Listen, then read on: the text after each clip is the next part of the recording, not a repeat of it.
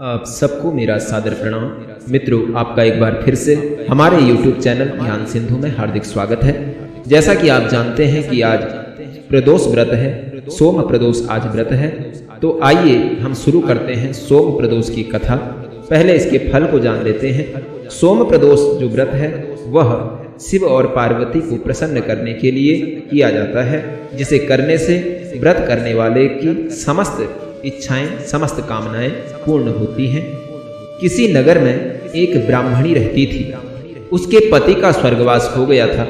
उसका अब कोई भी आश्रयदाता इस संसार में नहीं था। इसलिए प्रातः होते ही वह अपने पुत्र के साथ भीख मांगने के लिए निकल पड़ती थी। भिक्षाटन करने से वह स्वयं और अपने पुत्र का पेट पाला करती थी। एक दिन ब्राह्मणी घर लौट रही थी तो उसे एक लड़का घायल अवस्था में कराहता हुआ मिला, जो तड़प रहा था दर्द से।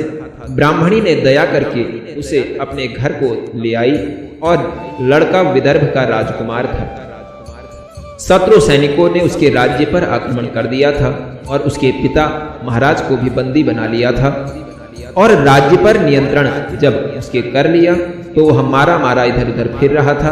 राजकुमार ब्राह्मण पुत्र के साथ ब्राह्मणी के घर में प्रेम पूर्वक रहने लगा।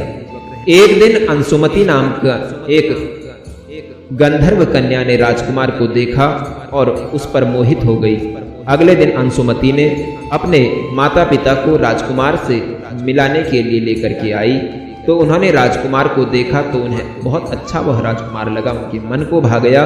कुछ दिनों बाद अंशुमति के माता पिता को भगवान शंकर ने स्वप्न में आदेश दिया कि हे महाराज, राजकुमार और अंशुमति का विवाह तुम कर लो, उसके लिए यही उत्तम होगा। उन्होंने वैसा ही किया। ब्राह्मणी प्रदोष व्रत किया करती थी। उसके प्रदोष व्रत के प्रभाव से गंधर्वराज की सेना की सहायता से राजकुमार ने विदर्भ के शत्रुओं को खदेड़ दिया और पिता के राज्य को पुनः प्राप्त कर आनंद पूर्वक रहने लगा। राजकुमार ने ब्राह्मण पुत्र को अपना प्रधानमंत्री बनाया और ब्राह्मणी के प्रदोष व्रत के महात्म्य से जैसे राजकुमार और ब्राह्मण पुत्र के दिन अच्छे हुए, वैसे ही भगवान शिव के इस सोम प्रदोष का जो व्रत करता है उनके भी सभी दुख दर्द का निवारण होता है और भगवान की कृपा से इस संसार के समस्त सुखों को वह जीव प्राप्त कर लेता है। तो मित्रों, इसी के साथ यह कथा संपन्न हुई। प्रदोष व्रत करने पर इस कथा को अवश्य ही या तो श्रवण करना चाहिए या पढ़ना चाहिए। ओम नमः शिवाय। हर हर महादेव। फिर मिलेंगे नई वीडियो में। जय श्री राम। प्रणाम।